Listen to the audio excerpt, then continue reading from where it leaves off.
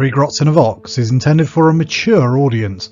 This means there will be crude language and discussions of adult themes, especially if we're talking about Tactical Marines or Gabriel Seth. Viewer discretion is not only advised but encouraged. All opinions are our own and often given for humorous purposes. Any advice is given largely for entertainment purposes and would probably be ignored. But if you do learn something useful, count it as a win. Hello, everybody. Oh, you can't see us. Hold on. Oh. There, they can see us. No, I mean, maybe they don't want to see us, so just put the thumbnail back up there. It's entirely possible. Maybe they can even hear us. That would be helpful. They can definitely hear us. Well, I can hear you. Yeah. Well, so that doesn't necessarily mean anything. It's not like we haven't fucked up the audio on any videos before or anything. Good evening, or Ardeen. Accidentally uploaded a video that was back to front and then realised nobody could read it, and I had to take it down and redo it all over again. That was not good. Yeah. I mean, we strive for the highest in quality production. Oh yeah, absolutely. Strive to spot our mistakes before we go public with them. Doesn't often work. I suppose it works more often than otherwise. I've got an orange fairy sticker on me tonight. Oh, cool. You've been a good dad, I guess. Yeah. Yeah, we're live. On top of an Alienware T-shirt. Did you submit? Did you submit the winnings from? Well, not the winnings. The funding from the raffle that you did. So I have to wait charity. For the. I actually emailed the guy today. I have to wait for the guy to say he received his prize. Here's the post office receipt. Okay. Which shows that I did spend. Yeah. I don't know if you can see it. $25, 15 pence to send that book. Yeah. But it doesn't have a. I was looking at this earlier. It doesn't. There's no tracking reference. There should be. It's T. I think they sometimes give the tracking references on a separate little receipt from the post office. I found. That's what I think. I think the tracking is here because it says TRX space ID. I'm guessing that's Trax ID. I mean, well, yeah, it sounds. I don't know. I'll try and punch that into Royal Mail later and see if. Yeah. But I put it in the smallest bag it could be in. You know, like I tried to package up really efficiently. Well, sometimes it's about size, sometimes it's about weight as well. And $25. I was like, oh, okay, it is what it is. We are lacking Tony this evening due to a work emergency, unfortunately. So it is likely that you'll be having to put up with just the two of us salty arseholes for the evening. Are we salty arseholes? I can be. I mean, I've been known to go on a rant or two once or twice, and it's basically your raison d'etre. Okay, I mean, I'm undefeated in boarding actions, so I don't know if I have to. Undefeated? Wow. Yeah. Okay. That's good, isn't it? I mean, technically. Hashtag winning streak, yeah? Yeah. I mean, if anyone's watching with a beer, now's the time to start drinking. Oh, jeez. So when are you going to play it again, then? Everybody's made fun of me for playing boarding actions against Kev. Andrew, Colin, the lot of them have made fun of me. Why? If it's fun, who gives a fuck? That's what I said to them. Is like it's probably more balanced than regular 40k. Yeah. Well, I wouldn't go that far, but yeah, all right, okay. It was really fun. One of the big reasons that I wanted to play it was because it reminded me of like Space Hulk and all that sort of stuff.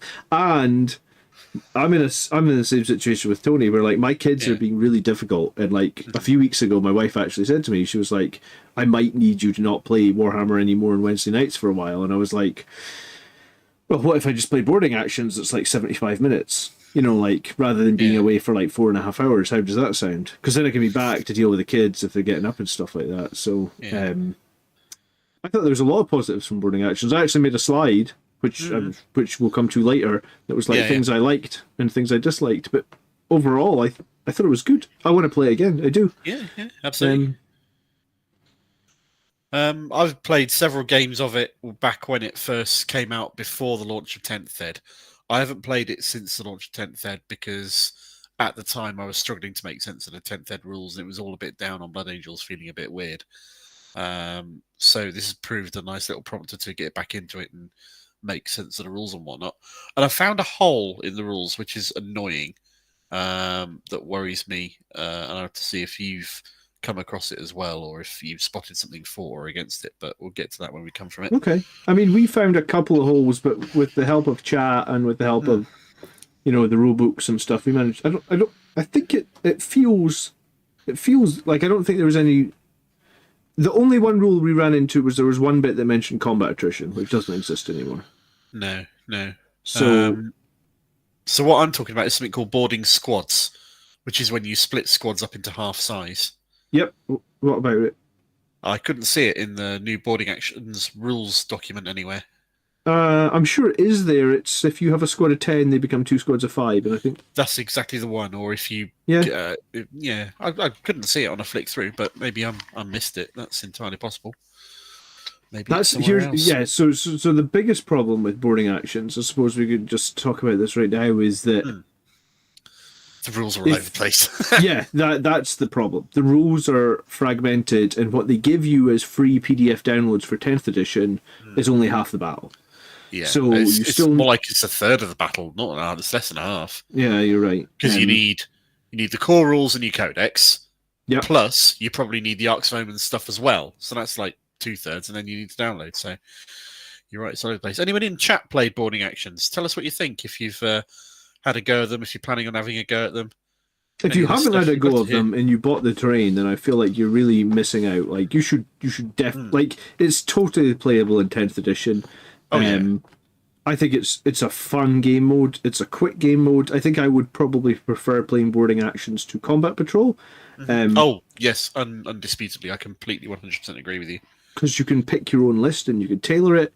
I think there's no inherently overpowered stuff like some combat patrols have vehicles, and boarding actions has all got that sort of limited down quite nicely. So yeah. And I think the other thing that I thought was, having never played it, and we were going to stream it, right? That's quite daunting. Like, because it's like, oh, we're going to do a stream to 100 people live, and we don't have having never played this game before, is that a good idea, sort of thing? But like, if you know 10th edition rules, then you will pick. And like I just read through the PDF like one time. It's only like 12 A4 pages, so like literally take you 20 minutes to read it. So we'd read through the PDF one time, and obviously I know the 10th edition rules. And honestly, we were in there playing it, having fun. The first game we played took about 2 hours, but I honestly think 45 minutes of that was checking some rules, remembering what we could do. There were some funny things in deployment we weren't 100% on, but I think once you played it one time, you probably get it down to an hour and 15 minutes. Maybe absolutely. An hour and a half once you set up the board and stuff. And the best part is the setup and takedown can take a bit of time, so you can get a couple of games in between that, and you're absolutely getting your money's worth out of it. Mike said he loved it. He came second in a campaign that you ran. Nice. Zach said he ran a boarding actions crusade on 9th. Well, I mean, It's still totally doable in 10th. Yeah, absolutely. There's stuff in here saying how to integrate Crusade in with this stuff. Cool. So, how are we starting? What do you want to talk about? Well, so the first talking point, really, I think, is what is boarding actions, which is kind of why I thought this was a good place to start with it. Boarding actions, in case any of you who are watching this are not familiar with it, is an alternate mode of playing 40k, which is 500 points, is played on the sort of board that you see in front of you. You buy a box of the terrain, which comes with all the terrain you need, everything that you see there. Obviously, it's unpainted. And the 2 cardboard boards that unfold out into what you see there. The terrain is all modular. It all puts together in so many different... It's like almost unlimited number of configurations, because every little bit locks in together. And you got the door sections, and you got the locky sections where they all in the corners, and it's so modular. If you want to make it tighter to play in, then you could like put 2 terrain sets in one set of boards, but then that might be a bit too much. And it's infantry only. Well, it's not infantry only. It's there's no vehicles, there's no monsters, there's no dreadnoughts. There are beasts and swarms and a few things like that in there, but mostly it's an infantry thing that is essentially you're boarding a spaceship. Really? Yeah, and they have reduced some of the silly requirements they had in 9th. For example, if you were a Blood Angels player, you could take Death Company with jump packs. They just lose the ability to fly. In 9th, you couldn't. Yeah, you couldn't take jump pack units. So you can take them in boarding actions now. They lose the fly keyword and they lose 3 inches of movement, so they still will movement's move capped 9. at 9 for anything that has that stuff. Not that I felt So like you they've had more necessarily stuff to play, which is nice. needed to be able to move 9, but it definitely freed up all your codex. And you can just basically take any character. Like, I think you could even take Dante in boarding actions, honestly. You can now. He's not part of the banned or restricted list in any way, shape, or form. Whether or not he's optimal is a different question, but you can take him. Cool. So I like the terrain. We actually played this very map that is there. That is the starter map. That's the map for mission 1.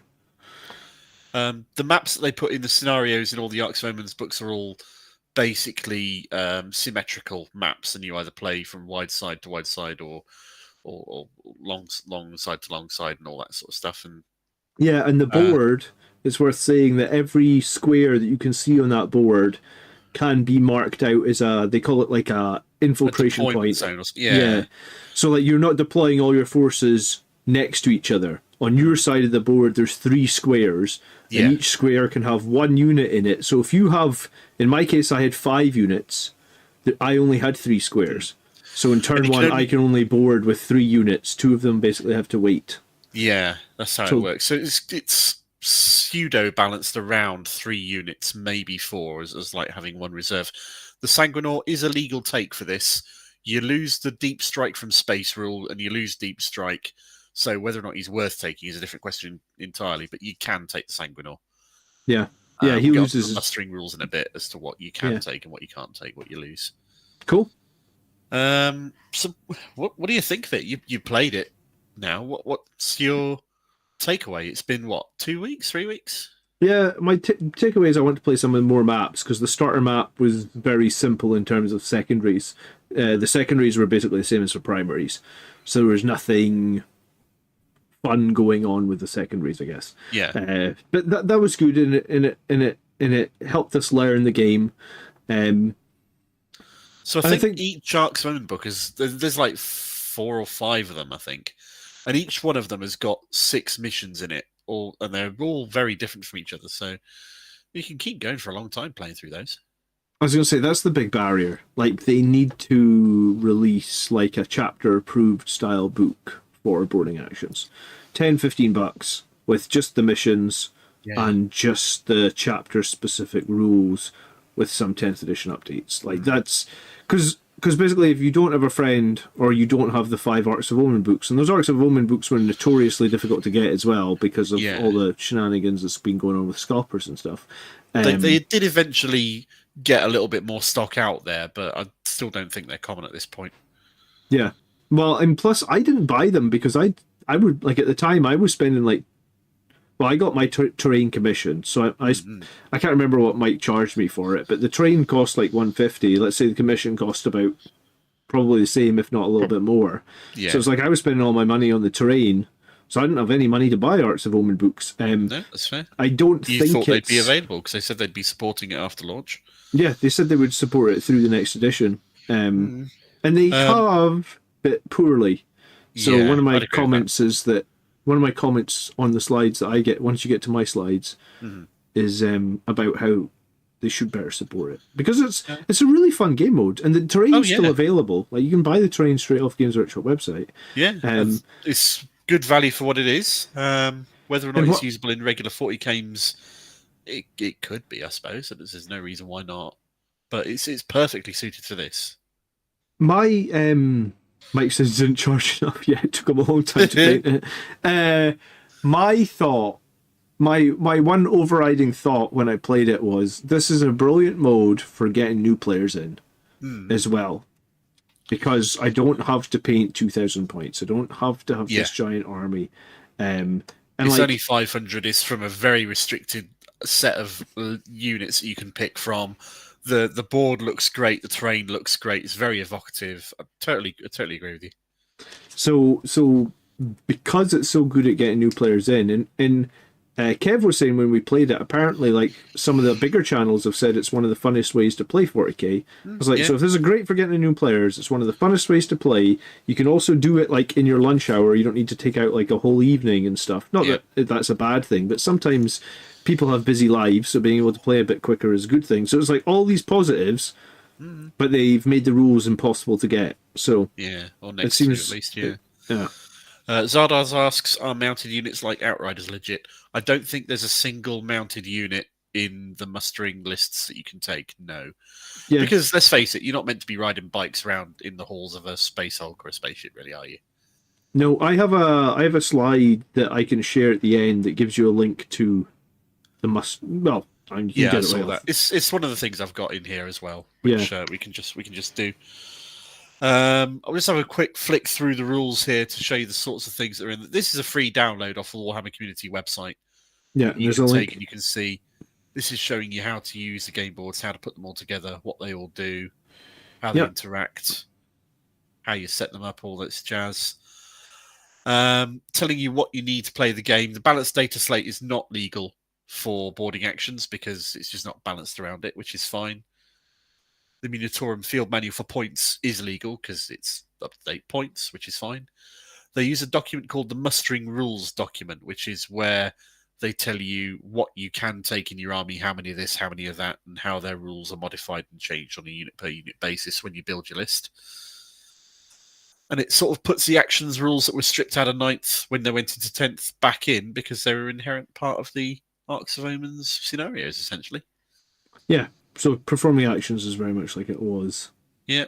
Previously. Tells you how to measure around the terrain, both in terms of line of sight and auras and moving, how you move through doors, how you open doors, how you close doors. Yeah, the door mechanic's pretty interesting. The movement mechanic is interesting, and also you can't shoot through other units, which is pretty interesting too. Yeah, you can't move through other units. Nope. And you can't shoot through them unless... I think you can either shoot through them or move through them if they're friendly. And you can shoot through them if they're the same unit. So, like, if you're a unit of Blade Guard and a unit of Assault Intercessors, every Blade Guard can shoot through their own models, but they can't shoot through the Assault So Intercessors. if you've got a big blob of big based models, you've got to be pretty careful about where you move them because the corridors can get a bit narrow at some point. Yeah, most of the corridors are wide enough for 232s or something. So if you're coming down the corridors with, like, Blade Guard, yes, you're not... Yeah, or aggressors or heavy intercessors or something like that, yeah. Nothing behind them is going to be able to shoot down the corridor. And even if the base can't fit through a door, you can always fit the model through the door, and even if it's like a Primarch or something with a ridiculous, huge size base. Oh, yeah, you can take Primarchs in this because... Yeah. Oh, Aradine, star, as always. Thank you so much. Thank you so much for the gifted. We have been talking, and we do want to get you on and have a game of Dark Tide and everything with you. As thanks for all the support you've given us over the months, over the year plus it's been now. I was going to say, it's been a while. So very much appreciated. Oh, I've even forgotten the name of the Demon Primarch. The Chaos Demon. Which one? Mortarion? Magnus? No, the little guy that had the 3-up invuln save. The little guy. Demon Primarch. 3-up. What? He's... Oh, no. I forgot. He's basically... Demon Primarch's big. No, I'm not thinking about Primarch. I'm thinking the Rabute equivalent for Chaos Space Marines. What's his name again? Abaddon, yes. You can take Abaddon, but he's going to be... I believe if you take Abaddon, you can take like 5 cultists and 5 Chaos Space Marines, and that's your whole boarding action. Yeah, running Gilliman in this is an exercise in not taking very much else, but he does slap. But you tend to lose out on the objective side. I was going to say, I think more units is better, because Kev took a very elite-style Terminator force, and I took 5 smaller units, or 4 smaller units in a character, and it meant that if he lost one of his units, then he's only got 2. And you're very quickly trapped to, like, well, do I just stand on these 2 objectives with my 2 units that I have left, you know? You need to be able to get out and hold objectives. There's generally more of them than you have units, unless you take a whole bunch of them, and you need a unit or two free as well, ideally, to move around and go and attack the enemy. And battle line is super important as well, because all battle line units for 1 CP can sticky objectives in boarding So actions. it's always good to take at least one battle eye unit just to make something backboard sticky and then run off and run away again. Yeah, well, I had 2 battle line, and that felt really good. Indirect is irrelevant and can't do it because Yeah, there's no no indirect shooting up fire. and over because there's roof, which makes sense. You get cover a lot of the time when you're shooting as well, because there's so which many triggers. walls around, so cover's just happening all the time. Every unit can potentially set to Overwatch every turn if you want to, which is a change. That's the point. So just going briefly to what rules you need and how this all plays. Detachments don't exist in boarding actions. So no stratagems from detachments, no enhancements from detachments. You only get the base rules for being a Space Marine, for example. So you'd get Oath of Moment, but you wouldn't get any bonuses for choosing Gladius Task Force. You wouldn't get any bonus for choosing Sons of Sanguinius because you can't choose detachments in boarding actions. All of the stratagems from the core rulebook don't exist. The only stratagems that exist are the ones that are detailed in this document here. And only the enhancements that are detailed in this document or in Arcs of Omen for the relevant factions that you get are allowed to be taken. And you get an enhancement for free for one character in your army, unless it's an epic hero, in which case you don't get an enhancement for them at all. I was going to say, did we play something wrong then? Because I played the Sons of Sanguinius detachment, which had a chapter detachment from the Arcs of Omen book. Maybe. If you put that on Mephiston, then yes, you played that wrong. No. I had it like army wide. Oh yeah. See, I was gonna mention this because I thought I'd seen you do that wrong, but I wasn't 100% sure. Am I not supposed to get that? So what I think you're talking about is, well, bear with a second and let this go up here. These are the special faction rules out of the Arcs of Omens book for Space Marines in particular. So if you pick Space Marines, ignore this stuff where it says mustering and boarding patrol. That's been superseded by the mustering rules. If you look at the second bullet point here, down where it says rules and adaptations, then that says you get to choose the enhancement and stratagem associated with the chapter a little bit later on, instead of the enhancements that are just down here, or the stratagems that are just here on the next page. All Space Marine players get access to. Yes. What I think you did is where it says Blood Angels there, that agility of the angel, that is not an army-wide rule. That's a Blood Angels enhancement. Oh, wow. Okay, so that's an enhancement just for Blood Angels.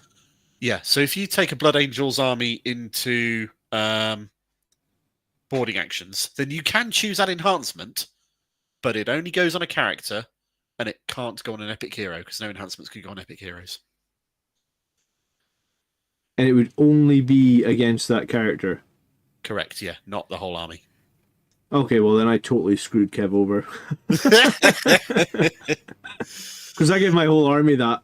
Because I thought that was like my... Yeah. See, that's why I said they need to upgrade the rules, or they need to do it... When I was reading up on this, so I spotted that and I thought... It doesn't say anywhere on that page, to be fair, that this is an enhancement. Not on this page, no. What it does say is, if we go back a couple of pages there, with rules adaptations in the top right, the second bullet point... That's what it's referring to. Okay. I love it when they do that and they put the rules like 5 pages apart from where you're actually looking at the rules. It's really handy. Absolutely. I used the Red Rampage stratagem, though. That was valid, right? Because I used that a bunch of times. You use the Red Rampage stratagem within its category, within its like rules and restrictions quite happily. You're also, as a Space Marine player, entitled to use these 4 stratagems as well. I thought that, and the cool thing about that is if you are a Space Marine player, if you did put a unit into Overwatch, you can pay 1 for steady advance, which puts them in hold steady, which means you would Overwatch on 5. Exactly. Which could be worth it. But Red Rampage is different in that it just gives you exploding 6s, But Yeah. because it's all infantry against infantry, exploding sixes is actually pretty good. But what with you Blood could Angels. do is you could stack Red Rampage here with the strength of the Emperor here in this one, which is the middle left one. Oh, could you? So you could stack what is basically lethal hits with sustained hits, to all intents and purposes. Okay. For 2 CP, so that'd do a fair chunk of damage. Yeah,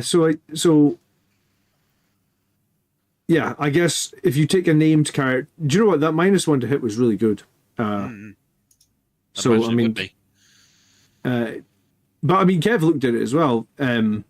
He thought it was valid. Yeah, the Flesh Tearers one on that page is a problem, though. That's what I noticed. Like the Flesh Tearers one mentions combat attrition.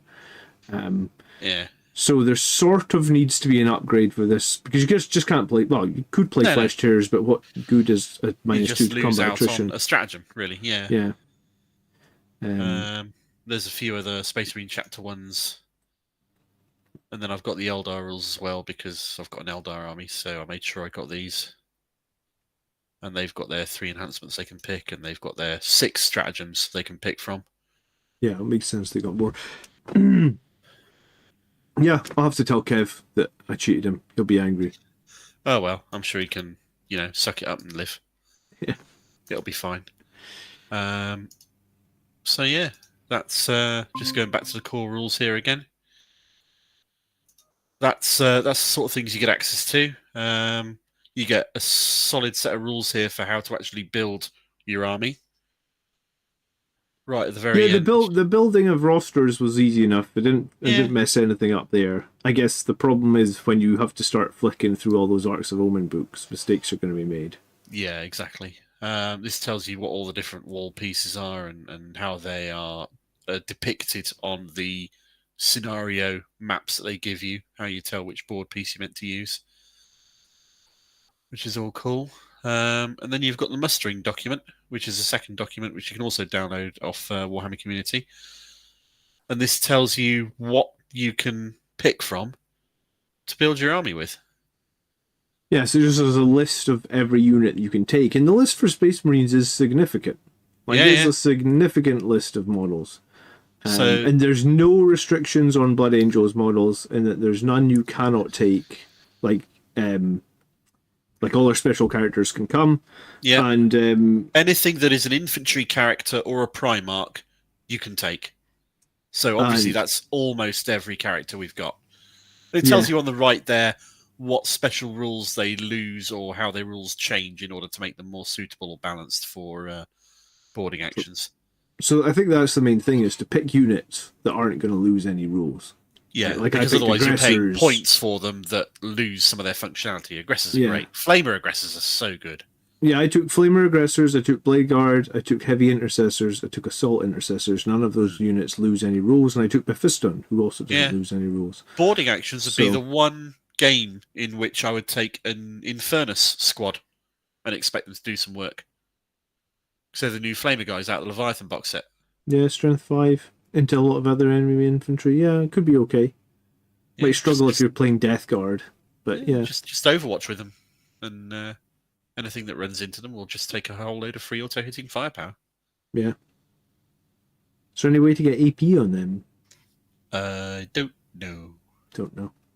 And then you got a few other little rules for Blood Angels as to how the Blood Angel specific units you've got, how they're modified for taking them in the army as well.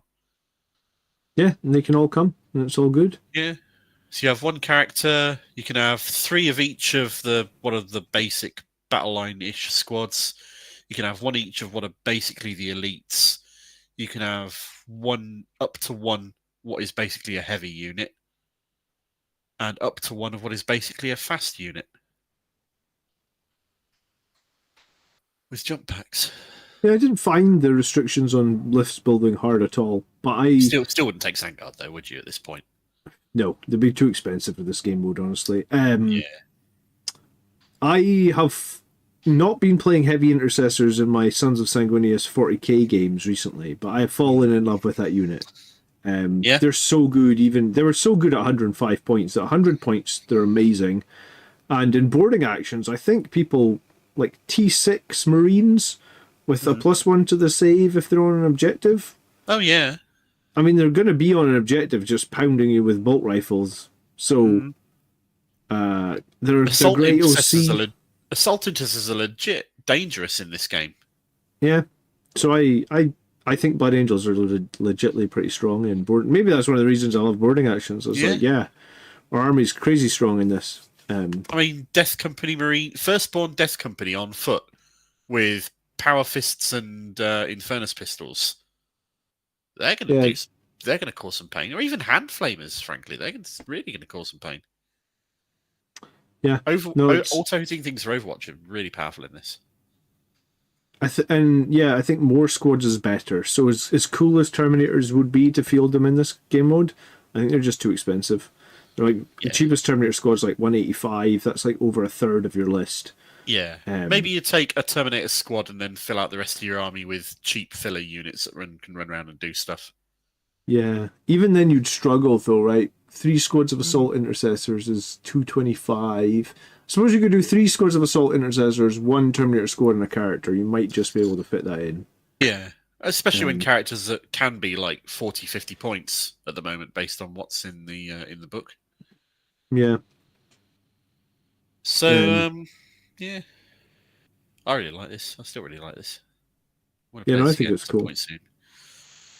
What do you need to play the game? You need the 2 downloads for the rules and the mustering document off Warhammer Community. You need the terrain set, which is about 100, 120 quid, give or so, depending on whether you buy it from our affiliate, Element Games, or Games Workshop Direct. Depends where you can get it, of course, who's got the stock. You'll need the core rules for 10th edition. You'll need the rules for your army, so your codex or data cards or whatever you're running at the time.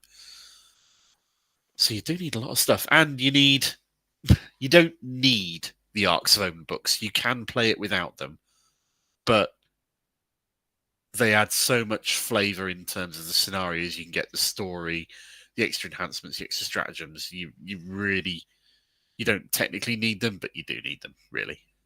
Well, I was going to say £110 on Element Games. Apparently, you got 10 copies of it in stock, so you can definitely get it there. Yeah, that's the big thing. Is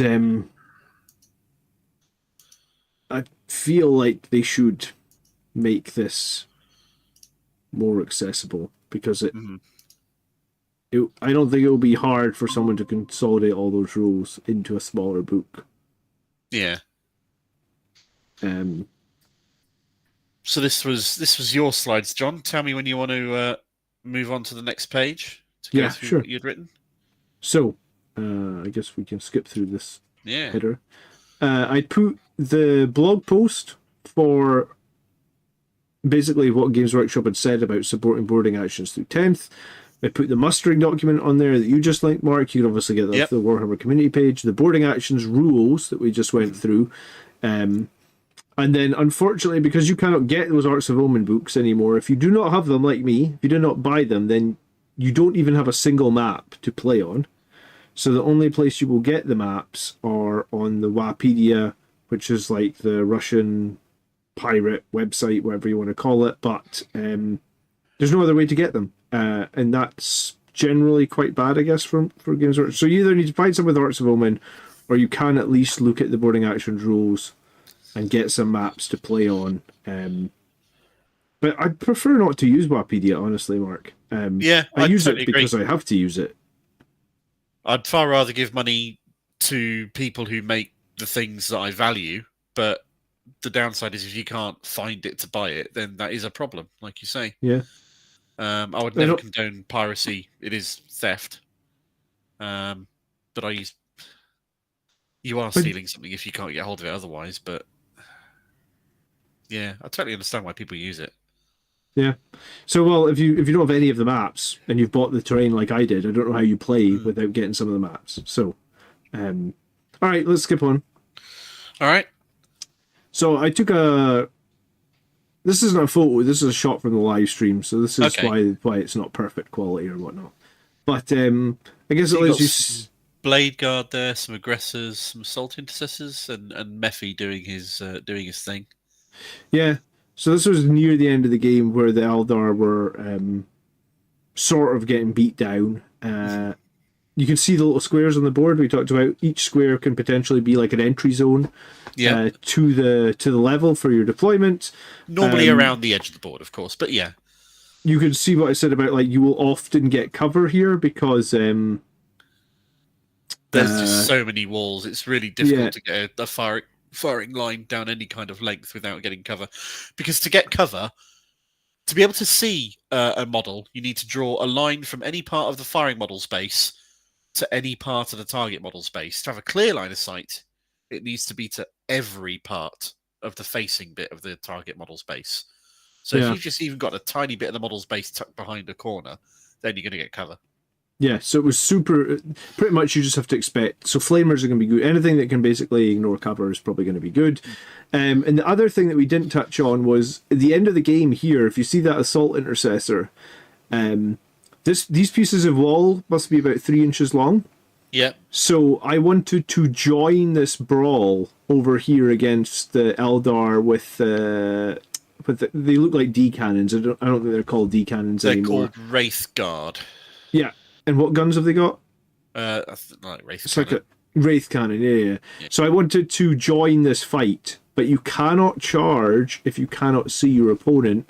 And because these guys were just behind this wall, then my 6-inch move basically took me right to this sort of line in line with this wall, and I just couldn't see any of that unit from where my assault. So my assault intercessor was literally like 3 inches from that Eldar model, but I'm not allowed to charge because you have to see the unit you're charging. And that comes interesting when you talk about opening and closing doors. And here's another thing I was talking about heavy intercessors. Heavy intercessors are toughness 6. Oh, yeah. So if the Eldar wanted to open a door to come in and fight my heavy intercessors, the way it works is if I have a model within 1 inch of the door and you have a model within an inch of your door, use the model's toughness. So your toughness 3 Eldar. Toughness? I thought it was strength. No, it's toughness. Oh, did they change it? Okay. Yeah, so like basically it was like if you want to open a door to get onto an objective near the heavy intercessors, you're gonna have to roll. Yeah, you're right. It's toughness now. You're getting D6 plus your toughness 3. I'm getting D6 plus my toughness 6. So it's like models with high toughness, like aggressors, like heavy intercessors, are better at holding a door shut. Yeah. Yeah. And you can see here what we're talking about. If there's so basically this aggressor is fighting a Wraith Blade, and that's the corridor blocked, right? Yeah. So there's enough room for like 2 40mm bases. So I mean, if we say each of these squares is about 3 inches by 3 inches, maybe slightly They're about lower. 3.5, give or take. Yeah, that's about absolutely right. So if you put 2 models next to each other, nothing else is passing you in that corridor. So you can create sort of like blockades or firing solutions. And having a unit able to deep strike somewhere after the opponent's moved off and run away from their initial points can be quite valid as well and valuable. Mike says model strength doesn't exist anymore. I guess you're right. No, technically, that's true. It's on the melee weapons. I forget that. Yeah. You know, just used to hitting with like close combat weapons on a Marine that's like a strength 4. Cool. So this was just a random screenshot from the game where I was indeed crushing the Eldar. I mean, it's easy when you've got an extra rule for your entire army for the whole game. Phil. Yeah, you're losing rights to have a go at Andrew next time he cheats when you play against him. I know. This was an overhead shot from what it looked like. Like I said, we were playing that starter map. Objective, and the starter map was literally hold 1, hold 2, hold more, and then it paired the objectives up. So these 2 were A, and then the 2 farthest away were B, and if you held both A's or both B's, you got 5 extra points. So it was all about primary. And you need to move out and get on the objectives fast, because if you don't, you're still only playing 5 turns, and the models you're playing with moving at most 9 inches, probably 6 for the most part, and they've got to move all the way around these walls. They've got to stop next to a door and open it at the end of their movement phase. It slows you down. You don't quite expect it unless you actually get a move on towards these objectives. I was going to say, these 2 more central objectives, I don't think there's any way to get onto them in turn 1, right? Because you would have, like you said, you'd have to move and open the door. So the earliest you can get on these 2 is turn 2 for scoring at the start of turn 3. So like, there's no way to score those objectives in turn 1. You just have nothing that's fast enough. So both players kind of had to. You can see this little red marker here and the little Eldar marker at the top. Yeah. Both players just had to get on that one that they could get on in turn one and sticky it, and that's why battle lines could be really useful. And then start getting into the middle and getting into ruck with everybody else. Yeah. But there was some really interesting plays like this. These Blade Guard here were stood right next to a door. And these guys, there was a door here, just south of the Wraith Guard, the guys that have like the strength 10 -4 flamers, I believe it is. They're horrifying. Oh, those would be the scythes rather than cannons. Scythes, okay. The cannons are single shot, the scythes are multi-shot, but flamer, torrent, and a little bit less pokey. Yeah, so it was really difficult for me to know what to do, because I was like, if I open my door, that means next turn I could move to the next door with the potential of opening the door and getting in range. Yeah. But if I open my door, then he can walk to here, open the door, and then flame the crap out of me.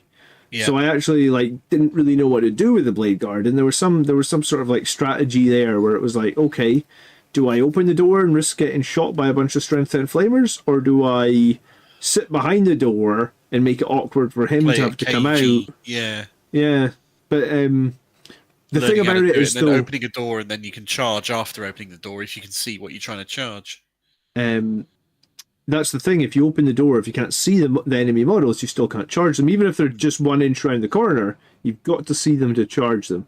So I actually think that was a cool requirement to see to charge. It was frustrating, but also sort of forced people out. You know, like you want to come out because you want to charge as well and do damage. But there could be some real interesting situations where you shoot the enemy and he pulls off a model and goes, haha, now you can't see the rest of the squad. You can't charge me. And also, if you pull off a model and he's the only model that you can see, even if there's more damage to come into the squad, if no one can see the remaining models, that damage doesn't spill over in boarding actions. Because you can only assign wounds to models that can be seen. So for example, I guess if I hit your Marines with 4 las cannons, they all wounded, they all failed their save, and every single one did more than 2 damage. If I only see 1 guy in your squad, you're only losing 1. The other 3 las cannon shots, regardless of the fact you failed the saves, they're just gone. Because there's nothing for them to hit. So this is actually kind of a forgiving mechanic, I think. It makes it, in a way, a lot more tactical, in a way. Chip Hazard says, what characters do you think are best given you can't attach them? You can still attach characters, Chip. The way it works is you just need to spend 1 CP on the turn that you want their buffs to be active. So, for example, if Mephiston does not spend his 1 CP, then the squad with him is not getting fight first. That's not entirely accurate. You spend 1 CP, and then you get to choose 1 ability that is given to the unit that you're with in the leader section of the data sheet, and fight first is not there. It is. Yeah, it says while Mephiston is leading a unit, you fight first. That's was it? I thought he just had fight first in his main stat line. No, it's while he's leading a unit, he's fight first. He okay, doesn't... fair enough. My apologies. I did. Yeah, no one has. I got to play Mephiston for the first time in ages in boarding actions. Maybe that's one of the reasons I liked it as well.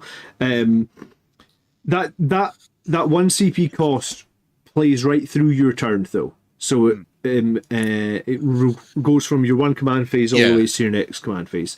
And they don't join the unit for the sake of then being part of the unit and therefore being unable to target or anything like that. They just give the leader ability to the unit that they do for that period of time. I think is there 1 slide left? Maybe there's 2. Tell me. Yep, there we go. Oh yeah, this was my list. There's 2 more after this. It was Mephiston with Assault Intercessors, it was the Heavy Intercessors, it was the Blade Guard, and it was the Flamer Aggressors. And this was 495 points. And basically the way it works is if 1 player has less points than the other player, you start with an additional command point, I believe. Sounds about right. So we were both 495, so no one got it, but could actually be a valid tactic to just build your boarding actions list to be 495. So if the enemy does go to 500, you just get. And that's a solid Marine list. Initiative. Yeah. This was a really strong list. I think I would have won even if I hadn't taken that extra rule. Because I forgot about the rule a bunch of times as well, actually, because it's the first time playing boarding actions. So that's fair.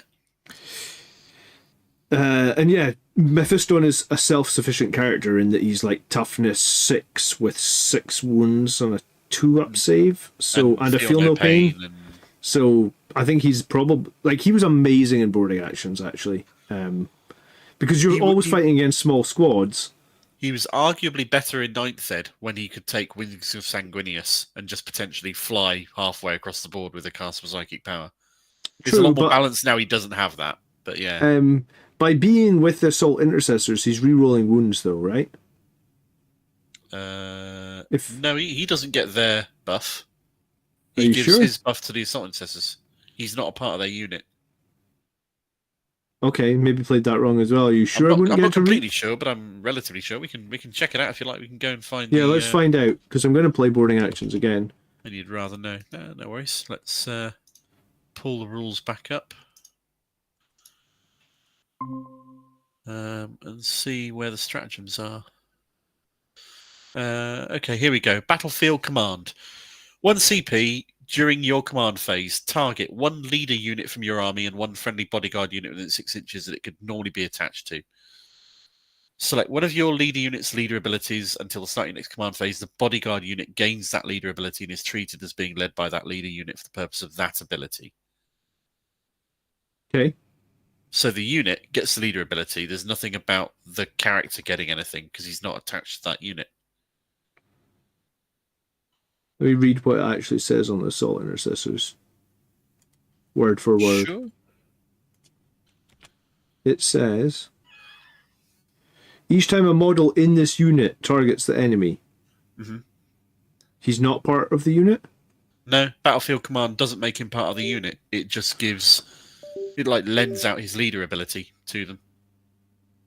So go back to the bit where it talks about bodyguard then. Okay, so we're right here on Battlefield Command. The stratagem in the middle on the right. Yeah, no, I get that. I'm thinking like the bit where it talks about mustering and characters joining. Where does that exist in the boarding actions rules? As in, a character can never join a unit? Yeah. Was it in the mustering? That is a good question. This is why, like, my next slide's going to say they need to make a better document for the rules. All the fly stuff, all the losing scout stuff, how to measure, how you can't deep strike very easily, objective markers. Objective markers only being 1 inch was a bit of a change. It makes sense with a smaller board. Yeah. Hold steady. Search Gaudy leader. Oh, here we go. Yeah, leader abilities.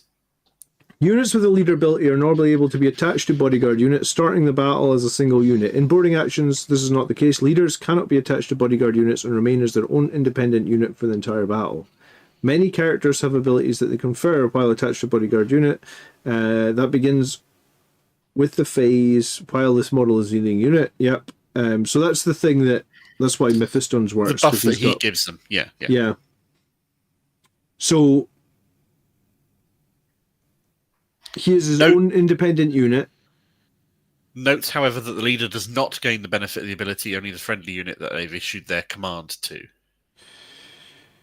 Yeah. Okay, so played that wrong as well, but here was my question then, because I treated him as...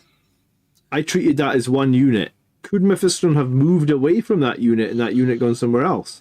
Yeah, absolutely. Once he'd given them that buff, he could have fucked off for the rest of the turn quite happily. And then my second question then is... He wouldn't have been able to give it to them after that, of course, unless he was close enough to use strat, but yeah. What is there a range on the stratagem? I think it was 6 inches. Yeah, 6 inches. Okay, so if he just sticks within 6 inches... Because I took the whole unit to go and claim an objective, but I could have actually just claimed the unit with my 2 assault intercessors, I guess. I had Mephiston go and join the combat, and if I didn't need fight first anymore... Yeah, absolutely. Yeah, okay, well, interesting. Lots of little nuances then. Thanks for that, Chip Hazard. I do think Mephiston is the right choice, though, for this game mode, right? I mean, the trick's going to be picking a leader that loses the least amount of rules and still synergizes with what you take, really. Well, Mephiston gets to keep his transfixing gaze, which is kind of huge. Oh yeah, absolutely, and he gets to fight first himself, I think, unless that only works while he's part of a unit, in which case he probably doesn't. No, he would only get that because he's part of the unit, so he doesn't get that. But so basically, you can choose because he's got 2 abilities that improve a unit. You can give the unit the feel no pain against psychic attacks, or you can give them fight first. But like I said, Mephiston is toughness 5. Sorry, I think I said 6 earlier. Toughness 5, 6 wounds, 2 up save, 5 up feel no pain, 5 up invan. So, assuming that you always roll the 5 up feel no pain statistically average, then really he's 2 up save, toughness 5, 8 wounds. Yeah, right? That makes sense. And he does have a pretty nice psychic power. Oh yeah. And it's just nice to be able to play him in an environment where you wouldn't really consider playing him otherwise in most normal 40k games. Yeah, and I was going to say Strength 9 is very nice as well. Yeah. In a infantry focus. Frankly, Corbulo's probably pretty tasty in this because a lot of his stuff is an aura, isn't it? Or does it give it to... No, I think it was an aura last edition. I think now it's the standard. He's attached to a unit while leading nonsense. Fair enough. Nobody runs Corbulo though. So okay, this was a shot of the. Oh, sorry, this was a shot. Go back one. Sorry. Oh yeah. This was a shot at the start of the game, and the one thing that we never actually find, or one thing that we did have to clarify. Yeah, we did clarify it was I tried to open 2 doors here because I was in range of 2 doors. A squad can open 1 door. Yeah, there's units there. That's right. So this was just me in turn 1, and this is what I was saying. This one objective is beyond this sort of blue door. So there's literally no way your unit can move and open the door and get onto the objective in the midfield in turn 1. But you can see how close these guys are. Like these guys came in from this side of the board, they came from there. They're already 6 inches. So it's a very skirmish game. There are a very few units that can move through walls. I think there's a Chaos Demon power that lets a unit do it once per game or something. Might be like the Cornhounds or something. Hey, good evening, Eternal they're Crusader. Quite rare. Yeah, so this was turn 1, just to show you the terrain and the size of the board. And then I got one more slide, which was the things I liked. Was probably 60 to 90 minutes once you played it a couple of times. It felt balanced and everything felt pretty impactful because obviously every lost unit is a big deal when you've only got 3 or 4 units. I like the fact that the rules are free to a certain extent, and they expanded the army list, giving a lot more unit choices because obviously in like 9th edition jump pack units were just not allowed. So they are allowed now. You were never allowed to take them. So you could take Lamartas for the -1 damage with a Jump Death Company, and they would be super fast, 9-inch move. I almost did that because I just like Lamartas and the Death Company. And the terrain and door mechanics felt pretty good. It felt pretty strategical. The things I disliked were all the rules, all the enhancements, everything need to be in a single book, like the old chapter approved, like A6 books or A5 books, whatever they were, for like $15. That should have been made available straight away. Start of 10th edition. Just to get all the mechanical stuff out, the Arcs of Omens, all the stuff that is in this rules document and this mustering document.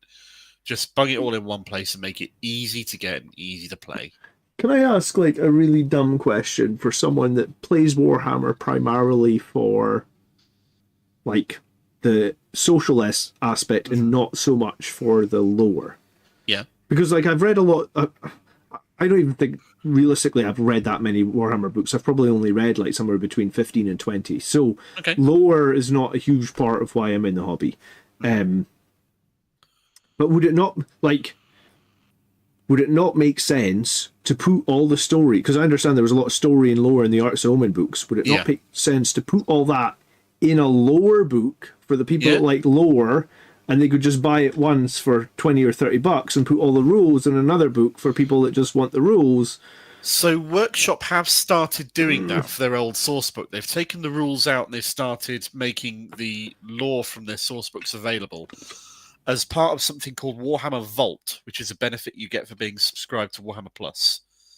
And you get to go through a load of old source books, read through all the lore and stories and everything that were in them as part of your Warhammer Plus sub. And the rules are now irrelevant, so they basically take them out of the PDFs that they make available online. Okay. I mean, I it could just be me, but I always prefer reading a paper book than something on my tablet. And I have a Yeah, decent enough tablet, but yeah, I don't typically read books on my like if I want to read a book, I'll buy a book, right? And I do read a good amount of books. Like I read a lot of Star Wars books. I actually read a lot of D&D books. Um, so I think that like my understanding is it's impossible to get those Arts of Omen books now. So all the story and the lore about the Lion coming back, about the Dante on the Space Hulks, yeah, about Vashtor and all this is just yeah. like put that in a new book, let everyone buy it that wants to buy it, put all the rules in another book, let everyone buy it that wants to buy it. It seems like it would and then there's minor, like it's super minor. We saw the Flesh Tearers rules mention combat attrition.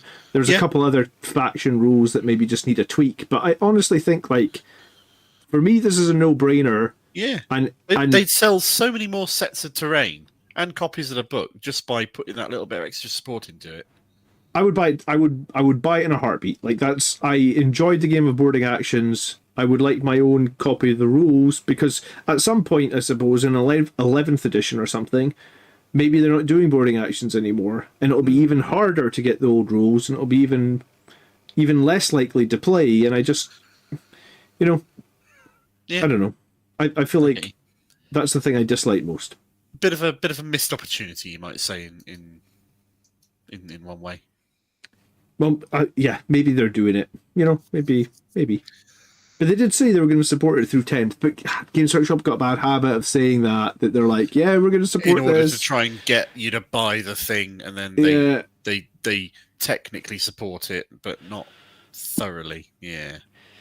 Oh well. So, Chip saying in chat, a lot of people feel like I do. About the Arts of Omen's books and being a bit of a one-time only thing, and only useful for those 3-month period or whatever the hell it was. Yeah. Eternal Crusader says he would like a mechanic to add one larger model into the Space Hulk. That would be. I mean, you could homebrew that, right? Yeah, you could. It could be a laugh, but equally so. I think doing it in every single game and allowing people to bring one for every single game, it would just get no. It's not something I'd want to see in every game.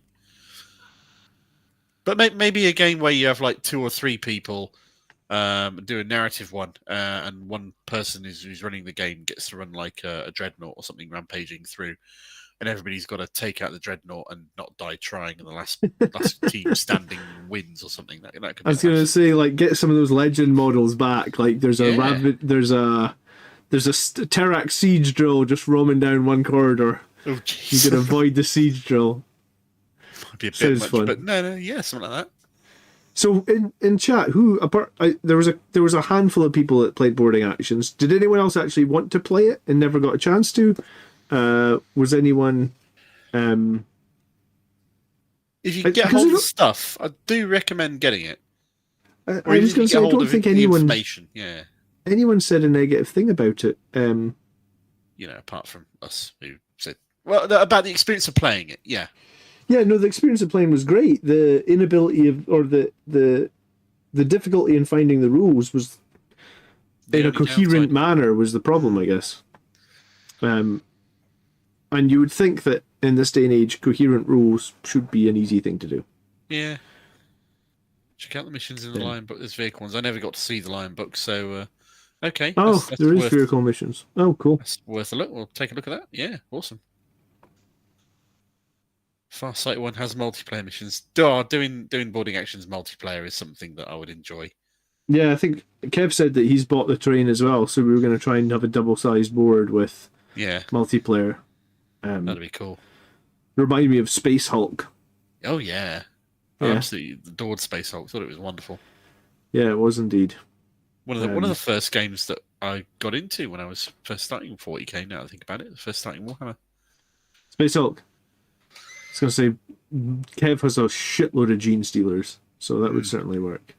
I bought it so many years ago that there was a discount coupon in the White Dwarf at the time, and I wound up getting 25% off it, and my mum paid like 17 or 18 quid for the Space Hulk box set at a game stay in the mid-90s. I was going to say, times have changed, man. Oh, just a little bit. Yeah. Mike said, how long did it take to pack up afterwards? Didn't take me too long because I didn't disassemble all the terrain. Because the box, I just left the box open and put half the terrain in one and half the terrain in the other. If you're taking care, probably about 20 minutes, half an hour. Yeah. It is a bit fiddly, I guess. Probably about the same amount of time to set it all up again. Terrain's amazing for Necromunda, says Zach. Yeah, I can see that. It would be. Hello, Island Phoenix. And probably Kill Team as well, now that you mention it. Yeah. I Yeah. can see it being really good for all of that. Hey, Highland. So, no, it was good. I'll definitely play Boarding Actions again. What's next for you in terms of 40k then? Uh, You got any events coming up? We're going to be running a GT in the summer, like Okay. a Plastic Crackheads GT.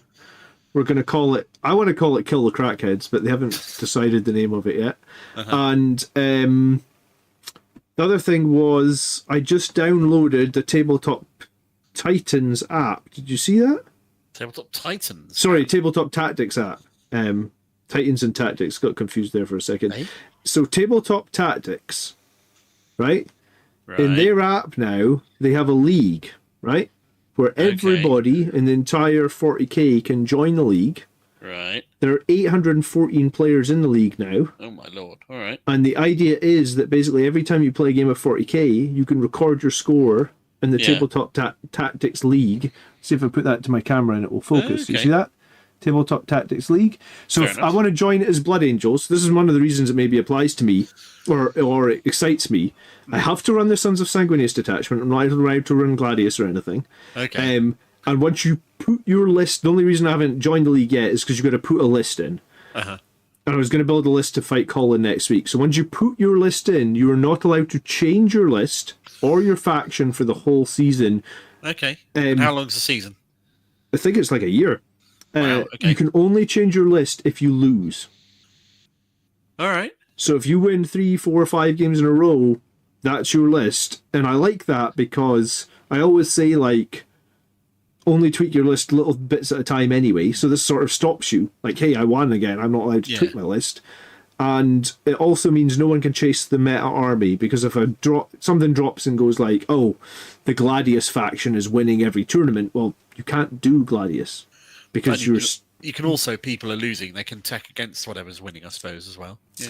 So, What and happens the if idea a is, balanced data slate comes out and adjusts the points of things? then they're going to let you change the list. They said that. Yeah. Okay, that makes sense. But so basically, what it means is if I've basically told the crackheads all of our games are going into the Tabletops League, and it'll give you like a global ranking, and you'll know that against other Blood Angels players, you're doing worse or better. And then I think you'll be able to look at their lists, but I haven't managed to join the league yet because I haven't made my list for next week yet. But I might just not change it actually, because that list did beat Andrew and he did have a lot of haywire, and that's actually kind of anti-tank, and I did still win. Do you want to find a link to this app and put it in, I don't know, the comments or the video description after we're all done or something? We can put it in the community. We can put it in the community page for sure. Yeah. But they said, because I asked them. Oh, Tony's here. Is he? How long has he been sitting there waiting to be admitted? Oh, No, just Tony. pointed up. Hello, Tony. You know, fucked, mate. Evening, gentlemen. Welcome back. Drink in hand, looking very must there. Okay, awesome.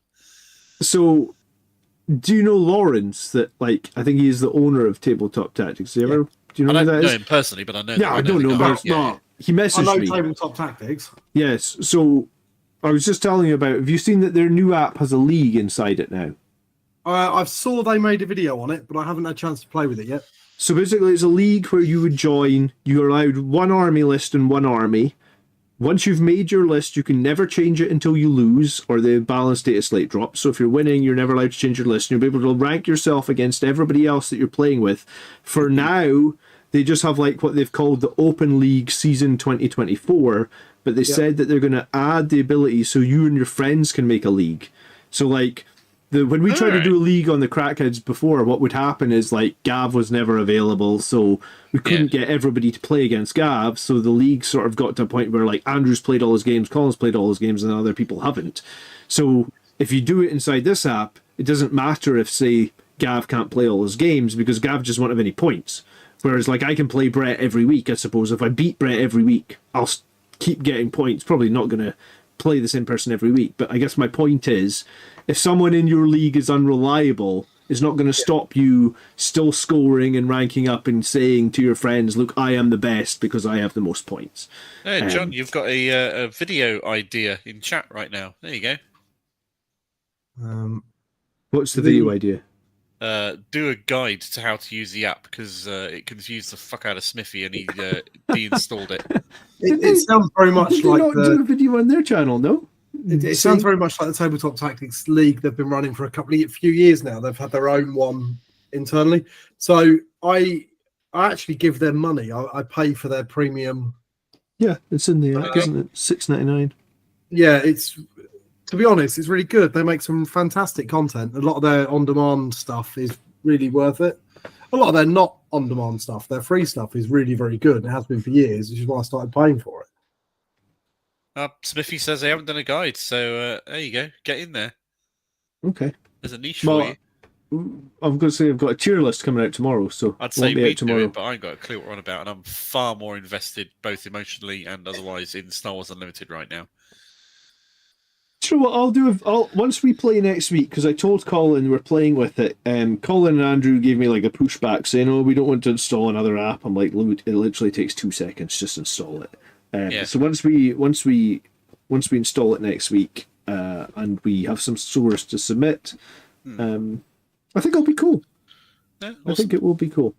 I like the idea of it. I think it seems like a lot of fun. I mean, it is open to abuse, but then so's a lot of Warhammer. Oh, you know? God. Anything's open to abuse if the rules lawyer You're wants to playing with abuse your it one mates, way or don't the other. lie. Yeah. It's like I used to play loads and loads of many years ago, Mordheim, like absolutely ridiculous amounts of it. That was my thing. I used to play it 2 or 3 times a week. We had a league running of about 50 people, and not once did anybody say you got to make all your dice rolls for your things like in front of other people.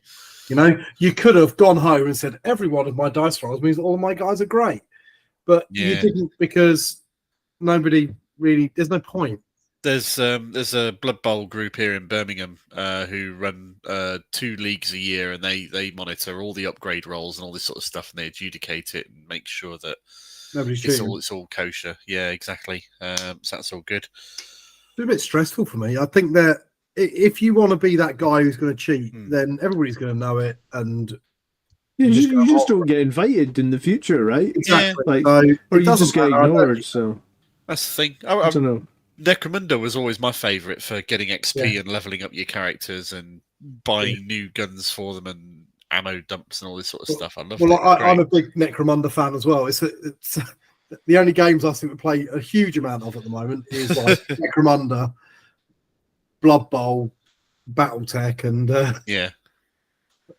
40k is definitely the lesser one. Although I'm a big fan of my boarding actions, that is my favourite way of playing 40k at the moment. Well, John and I have been through boarding actions in fairly lengthy detail. I did have it. I couldn't watch you guys. I couldn't join you guys, but I was driving down the motorway with listening to your dulcet tones. Oh yeah, keeping you awake, were we? You were keeping me awake, something like that. So what have you got to say about it? I like it. I think that some areas, I think it's an improvement on Ninth just because it's a bit more simple. I think by pulling out the very, very specific rules that Ninth had, it just made it a little bit more playable. I still don't think it's fair that you can't have any Castaferum Dreadnoughts, and I like putting monsters in and stuff, but I think you just play that with your mates, if you know what I mean. The guide, to me, boarding action feels a bit more like old 40k, and then it's a guideline. If you want to let your mate bring a Dreadnought or another mate bring a Carnifex, and then you've got a cool like thing where you've got this like Carnifex rampaging through the corridors and that, and you're like trying to scatter out of its way, and that's just fun, isn't it? Oh, yeah. I feel giving me like a video idea. The game mode is just built to do those little narrative tweaks and put your own stories in, because you can't find the rules for the proper missions anymore unless you've got the books. Yep. I have got the books, as it happens, but you make it up. I found it's more fun to make up your own missions anyway. Make them really ridiculous, like you got to try and blow up the spaceship, or essentially you're playing Alien, except that your guardsman and the alien is a Carnifex. Yeah. Oh god, yeah. And you just have a bit of fun with it. So I love it from a kind of narrative point of view. We did a kind of Caiaphas Cain thing where we had a commissar and a guy with a melter gun, and we were chasing it around with gene stealers. It was a lot of fun. Awesome. Can you lictors are valid choices? We'll just have a quick check of this. You can take one lictor, technically. Okay, cool. I'm with Tony though. I just want to have a fun game now where there's Carnifex on the loose. It's just a laugh. The winner is the one if you can survive not getting eaten, and you're like locking doors, and it takes a second or so for the Carnifex to rip it open. And don't worry, Smithy. I'll make sure he remembers the idea. I'll bug him about it for a little while until I forget or we get bored. Yeah, we'll write it down in the list of things that we don't look at. We do look at it every now and then. We look at it whenever we need an idea for an episode, and then occasionally we even do it. Occasionally. Yeah. One day we'll have to do James Gibbs's request, his Patreon fueled request of Babylon 5. Yeah. Oh, yeah. I like Andromeda more than the Babylon 5. I never watched Andromeda. What was it? Who was the guy? It was the guy who played Hercules, wasn't it? Was he? Okay. Oh, yeah. It's Kevin Sorbo or whatever. Him. The shit, yeah. I was going to say, Mark just told me the other day, Tony, that he's never watched Stargate SG-1. I was like, oh, what? I watched a bit of SG-1. I liked the movies, but I never got into like the extended stuff. I was a Farscape fan. I loved the fact that they did a Farscape Stargate episode, and then they did like a Stargate Farscape episode as well. That was quite... The original Stargate movie is an absolute classic, and I own it and I love it, and it's great. I just didn't... The series just didn't click with me. Yeah. But Babylon 5 I adore, and I will sing its praises all day, every day, quite happily. Yeah, I did like the bit I watched. I don't remember it really. It's like I say, Farscape was my bag. That I got absolutely addicted to that. I've even got some of the comic books, which are really hard to get hold of. And tell you what, Chip, I'm due to go and visit Tony in about a month or so. So I'll take a camera and I'll make him crack out his copy of the Lion Book, and we'll have a little read through. Do we need to meet again? What do I need the Lion Book? Do I? Apparently, I have to check out the Lion Book missions because they're awesome and include vehicles. Oh, do they? That's what Chip Hazard says. Stay there. Okay, all right. We might check it out on camera now then. Oh, Sequest. Oh, geez, I remember Sequest. Well, the big shows that I remember from being a kid were like Knight Rider and Airwolf. I like the A-Team. Oh, the A-Team. Yeah, that was good. Yeah. Did you watch the reboot movie they did, 10 or 15 years ago with Bradley Cooper? And I did, yeah. I didn't hate it. Yeah, it was fun. It wasn't amazing, but it was fun. No, there was nothing Sharlto like Copley playing the idiot guy, crazy guy. Mad did a really good job of that. Murdoch or whatever. No, Murdoch, that's the one. Yeah. Yeah. Right, so we're going to look through the Lion Book, are we?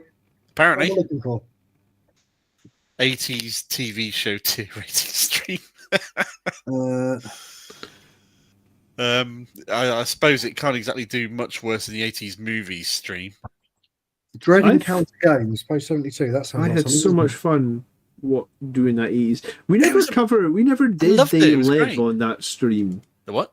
They Live. Is that a video game? No, it's a John Carpenter movie that I had never seen till Christmas time. Oh, okay. It's called They Live. That's an amazing film. That's where the line, when he goes, in Duke Nukem, when it starts, and he goes like, "I've come here to kick ass and chew bubble gum." That's the movie that phrase comes from. Because brilliant. The premise of the movie is he's got a set of glasses, right, shades.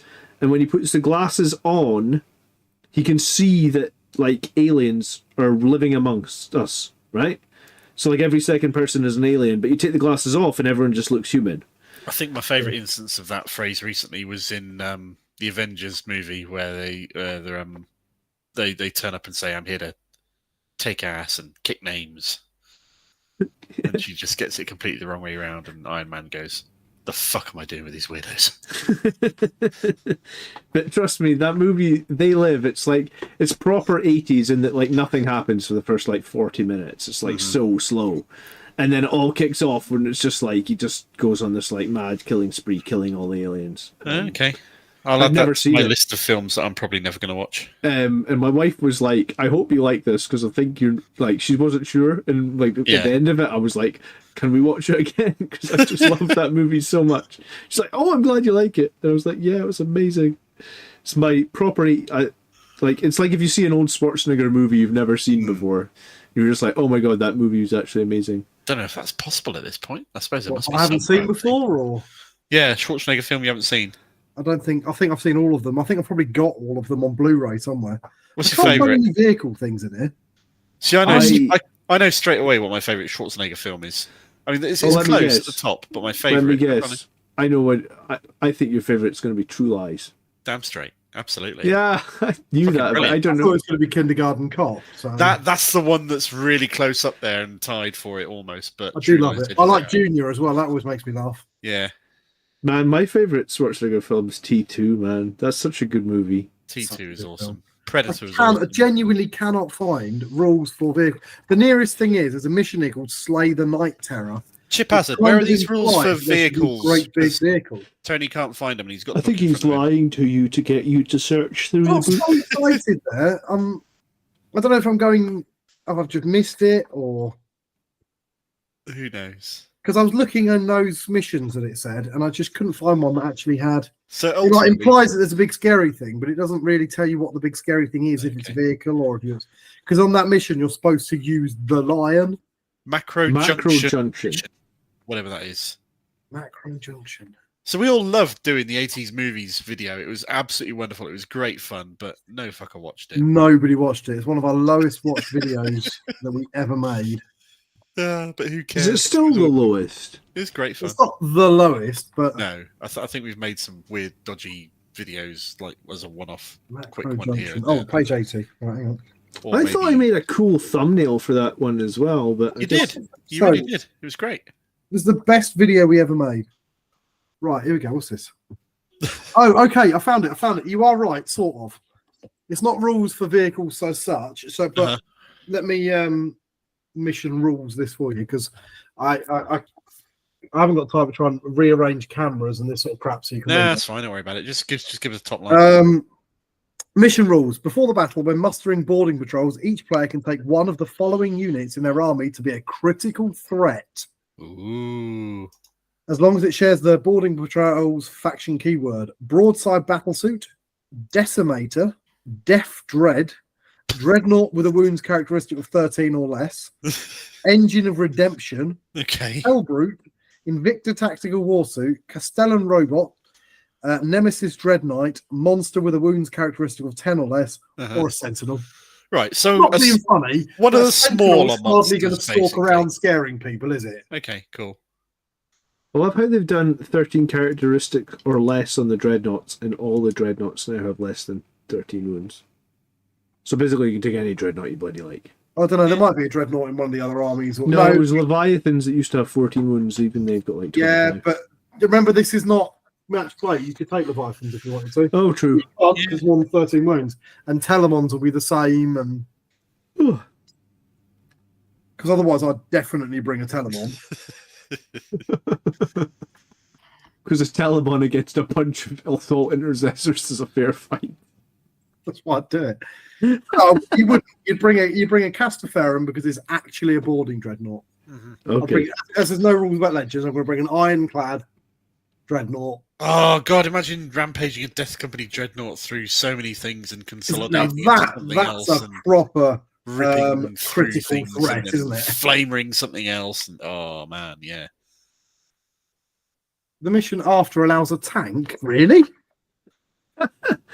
Yeah, hang on. That doesn't count. Mission rules: docked vehicle. Before the battle, when mustering boarding patrols, a defender must include one heavy support vehicle. The model cannot move. The model cannot be removed from battlefield unless destroyed. Okay, ball predator. Anything comes within 18 inches. Basically, the map's quite fun because it's got this big open-ended bit, which is like a vehicle bay. Yeah. And you've got a tank in the middle. It's going to be a Land Raider, isn't it? It's going to be Land Raider Redeemer. Come on, have a go. Yeah. The first unit to come near me is toast. And you're gonna Overwatch for free every turn because that's what you can do in boarding actions. Jeff says the 10th edition Telemon datasheet is sad. It is sad. It's not a fraction on its previous golden glory, as are all the Custodians Dreadnoughts, which are now all universally shit. Okay, fair enough. Well, we'll get Codex at some point, and maybe that'll make them less shit. They ain't going to fix the Forge World, are they? No, that's true, I suppose. Maybe we'll get a new plastic Dreadnought. I can only dream. I'd love our own kit for like the Land Raider and the Contender. Well, in theory, they're Horus Heresy units, and they're redoing so much stuff into plastic in Horus Heresy. So maybe. Well, I just think because it never looks quite right with all the other because the Horus Heresy vehicle aesthetic is really cool for Custodes, that kind of swooping, smooth. Oh yeah. But then you've got even the Dreadnoughts got these cool power packs on the back, except for the Contender because it's a Space Marine with the big smokestacks. It just doesn't work. And the same with the Land Raider. Even if it was an upgrade kit that replaced like the smokestacks bit with the more advanced looking reactor off the Custodes Dreadnoughts, that would be amazing. Look at you. No, fair.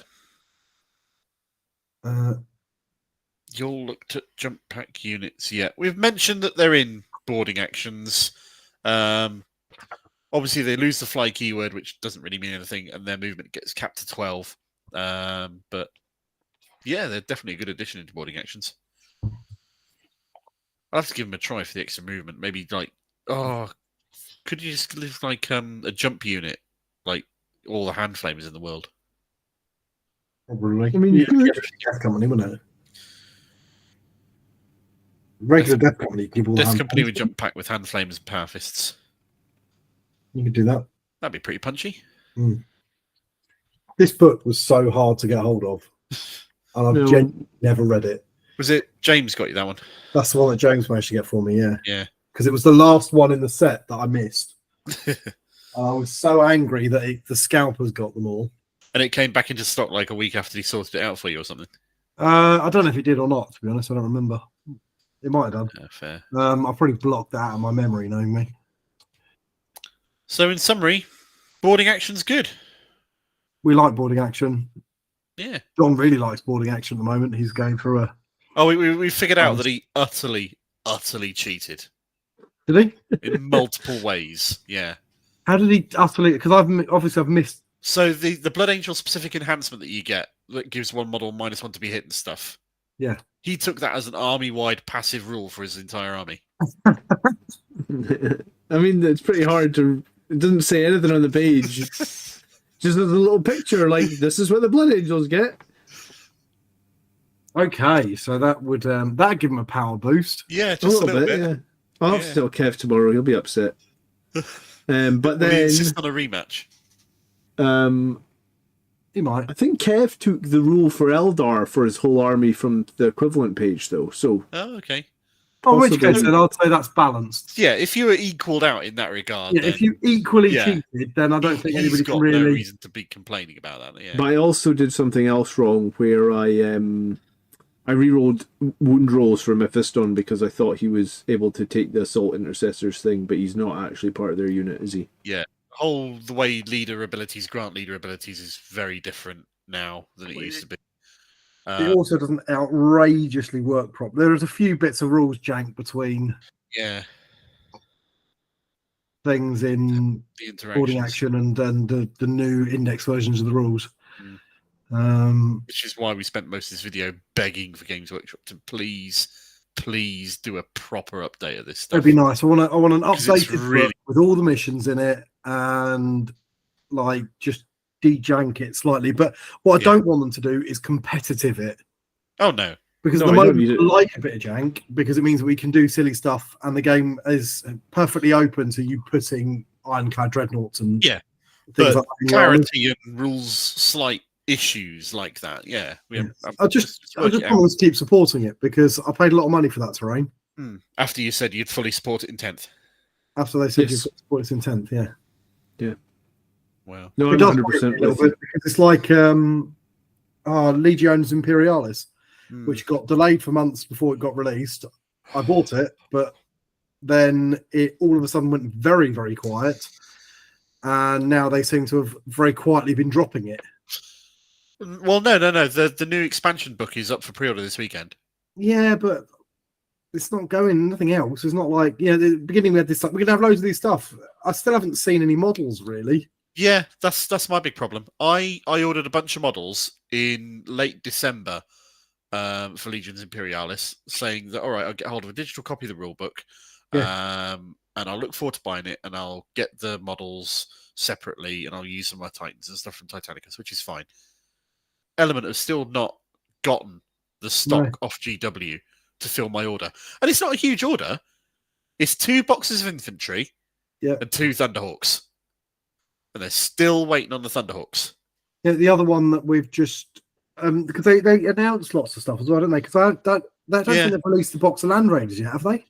The Spartans. No, they haven't, but they're about to do Spartans. Land Raiders. Yeah. I don't want Spartans. I wanted Land Raiders because Land Raiders are iconic and Spartans are fat.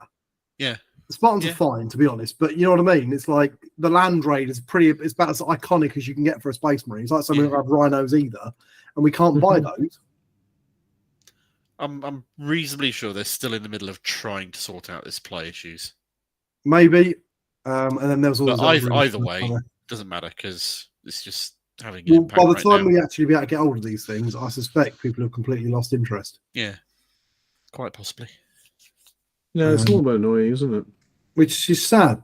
You know, it was a cool concept. They've got some amazing miniatures. Apparently, the game's a bit jank. I haven't had time to play it yet. I haven't even cut the stuff off the sprues. We'll have to see, I suppose. I'm fairly sure they don't wonder why 3D printing is getting more traction all the time. Well, I've been doing a lot of 3D printing actually lately. I got a printer working at work, and I started printing quite a lot of stuff. I haven't got anything handy, but not because I particularly need it for Warhammer. I've printed. I can absolutely 100% say I've printed not a single Warhammer thing. Okay. I've printed a few different BattleTech mechs that don't have models yet. And the thing about BattleTech is they're very open about it, and they're very happy for you to start making your own. Printing terrain is a cool thing. Absolutely. I've printed a bit of terrain. I've printed a lot of 6mm epic scale terrain is what I've printed mostly of. It's something that I got printed a little while ago, and I painted it up. Tony, I don't know if you'd recognise this character. That's Squall, isn't it? It's hard to tell. It's slightly out of focus. Yeah. Put my. Is that Squall? It is indeed Squall from 8. My favourite Final Fantasy, that is. So there you go, a little bit of focus. That is my childhood in a miniature. I liked 8 more than I liked 7, which puts me in the weird camp. No, I agree. And I did him in Racebone, put a coat of Seraphim Sepia ink on him, and then dry brushed him in Racebone as well to give him a sort of like antique marble look. And yeah, it looks cool. Did you just play 8 before you played 7? No, it's funny actually. I played 7 first, and then a mate of mine lent me 8, and I played it. I was like, I don't like that, and then he was like, just give it another go, and then it from then became my very favourite Final Fantasy game. I thought 7 was amazing for the story and the world-spanning epicness of the story. But 8 came out when I just started uni. I was a sad, lonely nerd starting uni, and then you got this amazing game with the best character relationships and the way the characters develop into and with reference to each other. The world-ending story wasn't quite as good as 7, but the problem with 8, I was just thinking the ending's a little bit abrupt. It's really good for like 3 discs of great, and then the 4th disc is just one big weird castle, and then that's the end of the game. But with one of the best end boss musics ever. Oh yeah. The extreme. I did love 7. The only one I really didn't like of the old gen was 9. Really hated 9. I love that it's a love letter to the old Final Fantasies, but also because of that, it didn't really gel with me. Yeah, and that weird, stupid, like Monkey Man main character thing, and all of that shit.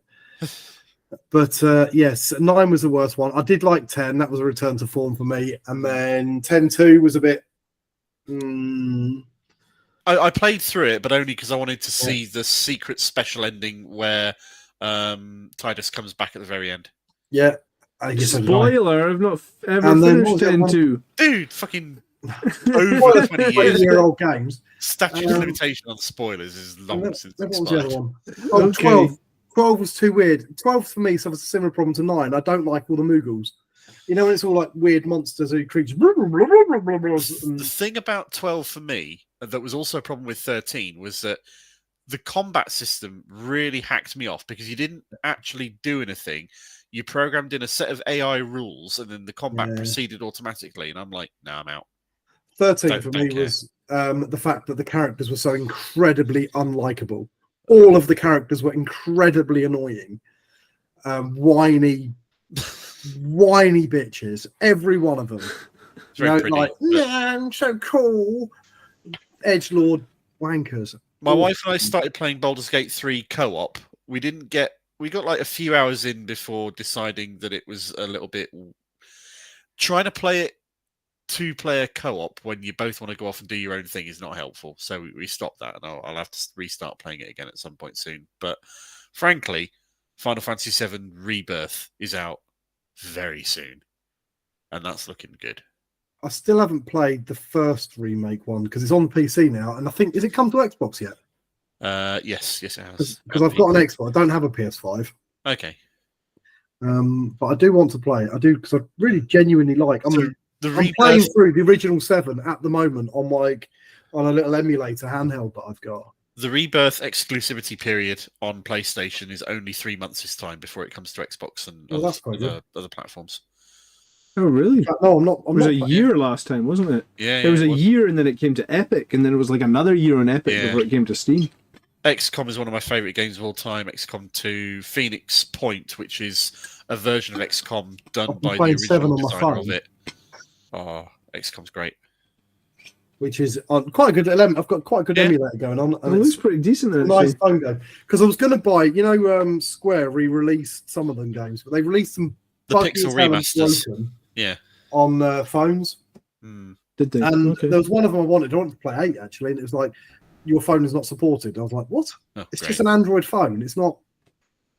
So the GDQ Games Done Quick charity group does events twice a year, and they've done speed runs of Final Fantasy 7, 8, 9, Chrono Trigger, all the the SNES RPGs and whatnot.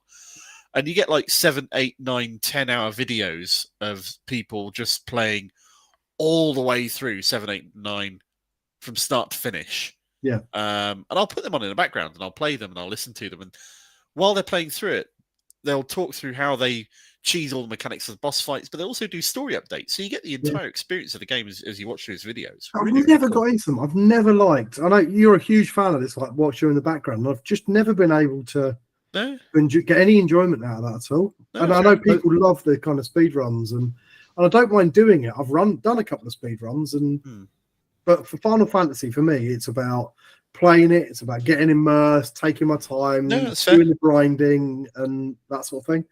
Speedrun Resident Evil, but that's because I've played it so many times now that I can speedrun the original Resident Evils. And I've got all, you can get the Grankins, and if you go through, you have to go through Leon and Claire in Resident Evil 2 campaigns in under 2 hours each. And then you have to do the B campaigns, and you unlock the infinite ammo rocket launcher, and I've done all that shit. John, you've been trying to say something for the past few minutes. I was going to say, when you were talking about XCOM, there's a new game coming out by Team 17 that is basically XCOM, but in World War II. I've seen an advert for that. Apparently it's really challenging and tough, and I haven't looked too much into it, but I've seen I don't know much about it, and I honestly don't. I've got so many games that I haven't finished because kids and stuff, but it's called Classified 44.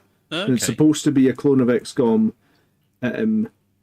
but in World War II, with you're part of the French resistance, and all your missions are classified. So there was supposed to be this retro XCOM game called Xenonauts or Xenonauts 2. Yeah, it's an early access. Which uses the original starts. But there's also a game by the crew that made the Long War mods for XCOM and XCOM 2. And they wound up making their own video game. And it's basically the strategic aspect of XCOM. None of the tactical gameplay or none of the tactical battles, but it's purely the strategic aspect of XCOM on a global level. But they expand it out to an entire solar system with space fleets and battles and building space stations in a kind of expanse-style way. And you've got to balance the politics of all the Earth factions, and then the aliens slowly make their intentions manifest over time, and it looks really cool. It's been in early access for a while, though. Okay. I never heard of that one. The other one that's really good if you like XCOM style one is, did you ever play Alien Dark Descent? Yes. That's I'm a good aware of it. It's XCOM, but it's not turn-based, so it's real-time, and you get those friggin' scanners they've got in the movie that go like, pong, you know, like 8 meters, 7 meters, 6 meters, and you're like, where is it? Where is it? It's actually like way more tense than XCOM because it's I like it a lot time. more. I don't like turn-based games very much. I find them a bit dull, and I don't like the random aspect of it. But when the real-time ones like that, and Highlands mentioned Commandos, that was another one that I really used to like. And showing my age, there was Hogs of War, Cannon Fodder. I was a big Cannon Fodder fan. Cannon Fodder, yeah. I had that on the Atari. Yeah. So here's the one that the Long Crash War all the time. team made. It's called Terra Invicta. Okay. And I love the idea of the look of it because it is purely the strategy simulation part of XCOM, but expanded so huge. Reminds me a little bit of Alpha Centauri, if anybody remembers that game. Yeah, or Stellaris perhaps, but although Stellaris is a galaxy, and this is down. And to like Stellaris is far too modern for me. Is it? Oh, fair enough then. Okay. I'm only joking, but yeah, I do know it. I do own it. I've never got around to playing it though, but I did put many hours into Alpha Centauri back in the day. Yeah, likewise. And Shogun Total War. That was another thing that killed my time at university. Staying up far too late playing that. We appear to have strayed a little off the subject of boarding actions. At all. We're just rambling. we crap did. now. We've done boarding actions. The hours I spent as a student in Baldur's Gate 2. Yeah. I was going to say, we covered all boarding actions. It's okay. We have covered it. I never played Baldur's Gate 2. I've covered bugger all. Baldur's Gate 2 is the best game. Never played it. I played the first half hour of Baldur's Gate 1 many times, but my Voodoo 16 mega graphics card at the time kept on crashing after I'd been playing it for a little while. So eventually I thought, fuck it. You can get the enhanced versions, but I don't like them because I feel like because they're so desperate to put their own stamp on the game. Yeah, they've added loads of stuff that the game never needed. So they've added lots of plot lines and characters and that don't have the same tone as the original game. So the best way to play it is still, in my opinion, playing the original version with a couple of mods for like widescreen, and then you can put the mod on that lets you play all the way from Baldur's Gate 1 through Baldur's Gate 2 and through Baldur's Gate Throne of Baal with the same characters and that. And that's fantastically fun. It just becomes a seamless transition. And then you can mod it for the high def graphics and things like that. And it doesn't add in all those stupid plot lines that a lot of my friends have gotten and played the new Rogue Trader video game that came out that looks a lot like Baldur's Gate 3, but Rogue Trader, and obviously nowhere near the same scale. But I've heard nothing but good reviews about it, to be honest. I've heard a few people say it's a little bit picky, but I remember you saying that you were really excited about that when it was coming out. No, I think that was Mark. I'm not. I thought because it's an XCOM like, isn't it? The combat is XCOM like. Yeah. Outside of that, it's like a CRPG like Divine Divinity or Divinity Original Sin or Baldur's Gate. I just don't get the same amount of time to play video games anymore with the kids. Yeah, I know that feeling. So it's like I've got a list, like a Google Doc of like an A4 sheet of all these games that I get like 4 hours a week, and I just don't get anything complete. I've heard Helldivers has done pretty well. I've not seen it, so I don't really know what's involved in it or with it, but I've heard it's done quite well. Is Helldivers 1 was like top down. Helldivers 2 is third person? Don't know. I played the trailers. I saw the first one a bunch of times and thought about buying it, but never did. Turkey's spoiling Baldur's Gate 3 for me by telling me Jahira and Minsk are in it. That's cool. Someone actually the other day told me, because I've been avoiding Baldur's Gate 3 when I realised it was turn-based only, and that Okay, yeah. But someone at work told me the other day that you can actually turn all that off and play it like the old one, which was the auto pause where you played the original 2 games, and that suddenly is much more exciting for me. I liked the auto pause, then given the orders. Like the way they did Dragon Age 1, as well. Yeah. Did you like Neverwinter Nights then? I like Neverwinter Nights, yeah. Yeah, I liked that. And Neverwinter Nights 2. Yeah, I completely. There is a Neverwinter Nights Enhanced Edition as well, but it's not as bad as the Baldur's Gate ones for them adding stuff that wasn't necessary. Fair enough. Yeah. I don't know, maybe I'm a bit of a funny bugger with things like that. I just like those sort of old classic games. I don't think we should be going back and adding bits in. I think that changes the tone and not necessarily in a good way. I keep meaning to go back and properly play Planescape Torment.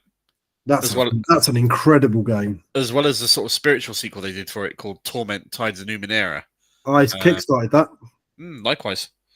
Have you not played it either? Because I haven't actually played it. I played about 2 hours of it and keep meaning to go back, but they had like a vertical slice that got released as part of the Kickstarter, and I played that, and I've never actually played the full game when I got it. So this wide display case here behind me was something I got secondhand off a mate who didn't want it anymore, so I have no idea what model it is or where he bought it from, where it came from, or where you can get one from. I'm very sorry.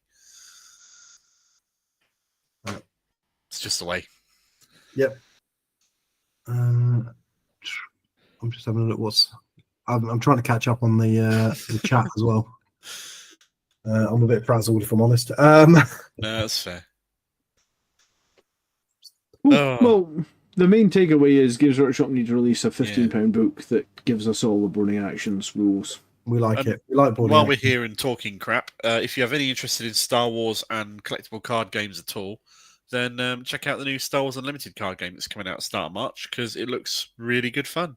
And it's not self-interest at all, but we do have a third channel talking. Yeah, unfortunately, I've like sold into it and bought into it and just like really got invested in stuff. So I'm really enjoying it. When's it coming out again? So the actual release is the 8th of March, and the pre-release events are the week before on like the 1st, 2nd, and 3rd of March. It'll be exciting. I've got all my pre-orders in. Yeah. Yeah, I've pre-ordered it as well. Yeah, I've spent a stupid amount of money on it. Likewise, looking forward to it. I saw some people that were buying...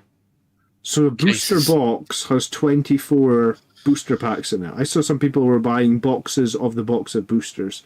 Yeah. So it's like 600... They were trying to see, like, it was on the Facebook group or something. They're like, how can we get this cheaper than like £670? I was like, holy shitballs. A case is like 6 boxes of boosters, or it might be 8 boxes of boosters, and just people buying it by the case. Yeah. Because the super rare cards they're doing, the showcase version of the leaders, is like 1 per 12 boxes of boosters, or 1 for every 2 cases or something.